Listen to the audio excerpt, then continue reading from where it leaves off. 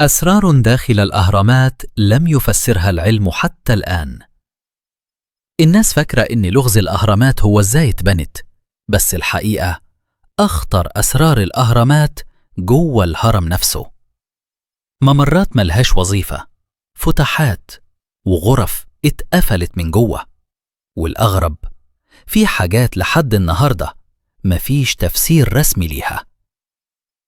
السر الأول: فتحات مش للتهوية. في هرم خوفو فتحات مشهورة بيتقال عليها فتحات تهوية، بس المفاجأة ولا واحدة فيهم بتوصل لهوا حقيقي. بعضها مقفول من الداخل، بعضها متوجه لنجوم مش للشمس، بعضها اتقفل بحجر من جوه. طيب سؤال منطقي، لو مش تهوية يبقى ايه وظيفتها؟ طقسية؟ فلكية؟ ولا لسه سر مدفون؟ السر الثاني: ممرات بلا نهاية. جوه الهرم ممرات بتبدأ وما بتنتهيش، ممرات مسدودة فجأة، ممرات متسيبة من غير تشطيب، كأن الشغل وقف فجأة. وده يخليك تسأل، هو الهرم خلص ولا اتقفل قبل ما يخلص؟ السر الثالث: غرف ملهاش أي استخدام. في غرف جوه الهرم مش دفن، مش عبادة، مش تخزين، لا نقوش، لا تماثيل، لا أدوات. غرف اتعملت واتقفلت ومحدش عارف ليه. السر الرابع: غرفة الملك بلا جثة.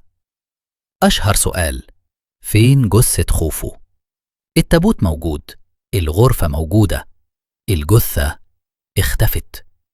ولا نقش واحد بيأكد إن خوفو اتدفن هنا أصلاً. السر الخامس: وزن مستحيل من غير أثار نقل. أحجار جوه الهرم وزنها عشرات الأطنان، لا أثار سحب، لا أثار بكرات، لا أثار أدوات. إزاي دخلت؟ والأهم، ليه اتحطت جوه مش بره؟ السر السادس: اتجاهات تخالف المنطق. الهرم متوجه بدقة غريبة، مش بس شمال جنوب، مرتبط بنجوم بدقة أعلى من أدوات عصرهم.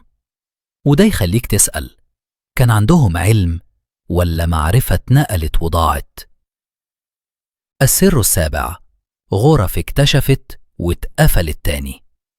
في العصر الحديث غرف اتصورت واتقفلت واتمنع الكلام عنها، صور اتحذفت، تقارير اتشالت، الوصول اتقفل.